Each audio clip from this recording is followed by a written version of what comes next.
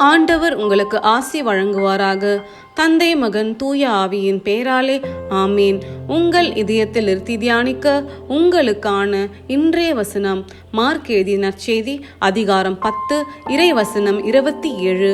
மனிதரால் இது இயலாது, ஆனால் கடவுளுக்கு அப்படியல்ல, கடவுளால் எல்லாம் இயலும். ஜெபம். அனைத்துலகின் இறைவா, உம்மை போற்றுகின்றோம், புகழுகின்றோம், ஆராதித்து வணங்குகின்றோம்.